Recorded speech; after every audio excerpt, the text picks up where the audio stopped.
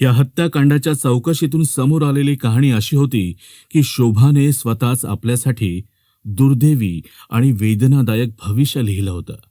30 वर्षीय गजेंद्र यादव मूळचा बिहारच्या जहानाबाद जिल्ह्यातील काको पोलीस ठाण्याच्या हद्दीतील दमुआ गावचा रहिवासी होता.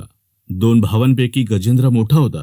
तो जितका अभ्यासात हुशार होता तितकाच तो आपल्या चांगल्या वर्तनाने लोकांना आकर्षित करण्यातही कुशल होता.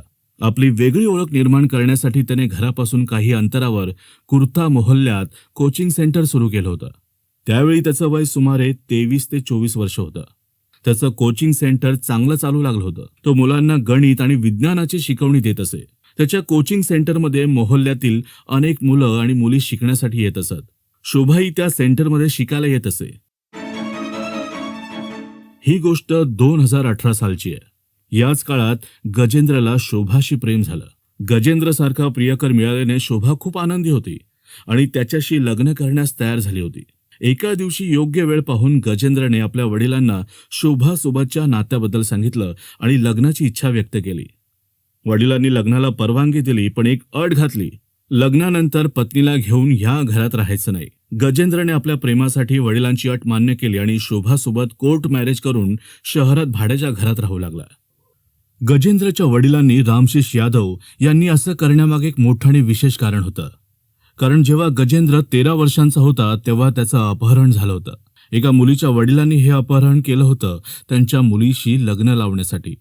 बिहारमध्ये ही प्रथा आजही सुरू आहे की चांगल्या कुटुंबातील मुलाचं अपहरण करून त्याचं लग्न जबरदस्तीने आपल्या मुलीशी लावून द्यायचं. गजेंद्रचंही जबरदस्तीने लग्न लावण्यात आलं होतं.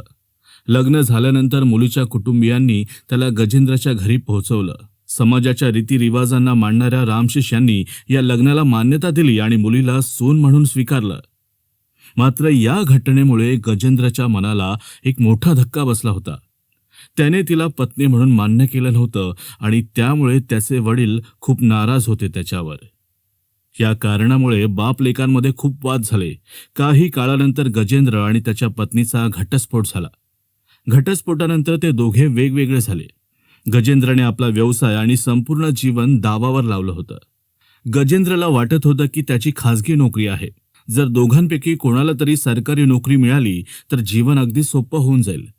आणि याच विचाराने त्याने आपल्या पत्नीला म्हणजे शोभाला नोकरीसाठी प्रेरित केलं होतं. शोभाचं ट्रेनिंग पटण्यात सुरू होतं. मुलगी आजोबा आजींसोबत राहायची. जेव्हा शोभाला ट्रेनिंगमधून थोडा वेळ मिळायचा तेव्हा ती 1-2 दिवसांसाठी जहानाबादच्या घरी मुलीला भेटायला यायची किंवा गजेंद्र तिला भेटायला पटण्याला जायचा. पण ट्रेनिंग दरम्यानच शोभाला तिथे SSBची तयारी करणाऱ्या धीरजशी प्रेम झालं. ही घटना साधारणपणे 1 वर्षाआधीची आहे. शोभा आपल्या कुटुंबाबाबत खूपच बेफिकीर झाली होती. शोभाच्या या वागण्याने गजेंद्रला काहीतरी विचित्र वाटू लागलं होतं. तो विचार करायचा की अशी कोणती आई असेल जी आपल्या मुलाला भेटण्यासाठी देखील वेळ काढू शकत नाही. आणि 1 जुलै 2023 रोजीची ही गोष्ट आहे. गजेंद्र एका कामासाठी पटणाला आला होता. त्याने हे शोभाला अजिबात सांगितलं नव्हतं. दुपारच्या सुमारास गजेंद्रने पाहिलं की शोभा एका तरुणासोबत बाईकवर कुठेतरी जात होती. गजेंद्रला चांगलं माहित होतं की त्या तरुणाशी त्याचा किंवा शोभाचा कोणताही नातेवाईक संबंध नव्हता आणि हे पाहून गजेंद्र चिंतेत पडला. शोभाच्या या वागण्यामुळे गजेंद्र डिप्रेशनमध्ये गेला. तो सतत शांत आणि उदास राहू लागला. तो इतका डिप्रेशनमध्ये गेला की त्याला वाटू लागलं की तो पूर्णपणे आता एकटा पडलाय. पत्नीच्या या अशा वागण्यामुळे गजेंद्र पूर्णपणे खचून गेला होता. त्याच्यात यापुढे हे सहन करण्याची आता ताकद राहिली नव्हती आणि त्यामुळे त्याने लवकरच या गोष्टीचा काहीतरी निकाल लावायचं ठरवलं. या सगळ्या गोष्टींमध्ये गजेंद्रने एक भयंकर निर्णय घेतला. जर शोभा माझी होऊ शकत नाही तर ती इतर कोणाची होऊ शकत नाही. तिला मारावंच लागेल. हो, तिला मारणं हेच योग्य आता. ऑक्टोबर महिन्यात दुर्गापूजेदरम्यान शोभाची ड्युटी प्रशिक्षणादरम्यान कोतवाली क्षेत्रात लावली गेली होती. गजेंद्रला ह्याची माहिती मिळाली आणि 17 ऑक्टोबर 2023 रोजी गजेंद्र आपल्या वडिलांच्या कॅन्सरच्या औषधासाठी जहानाबादहून दिल्लीला जाण्यासाठी निघाला. पण दिल्लीला जाण्याऐवजी तो थेट पटनाला पोहोचला. आपल्या मुलीची जबाबदारी त्याने आपल्या लहान भावाकडे सोपवली होती. 19 ऑक्टोबरला गजेंद्र पटण्याला आला. पटण्यामध्ये त्याने स्टेशन रोडवरील मीनाक्षी हॉटेलमध्ये पती पत्नीच्या नावाने एक खोली बुक केली आणि त्याला थांबण्यासाठी खोली क्रमांक 303 मिळाली.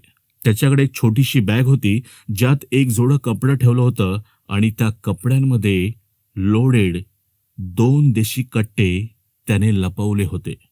रात्री तो फिरून हॉटेलमध्ये परत आला आणि रात्री 9 वाजता त्याने पत्नी शोभाला फोन केला व तिची चौकशी केली.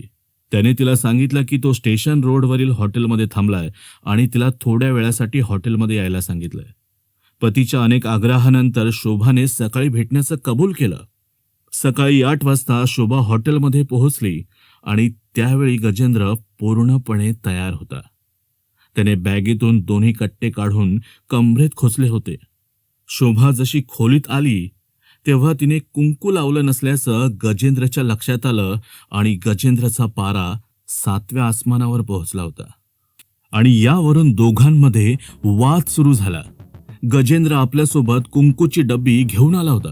तो स्वतःच्या हाताने पत्नीच्या कपाळात कुंकू भरू इच्छित होता, पण शोभा त्यासाठी तयार झाली नाही आणि दोघांमध्ये हाणामारी सुरू झाली.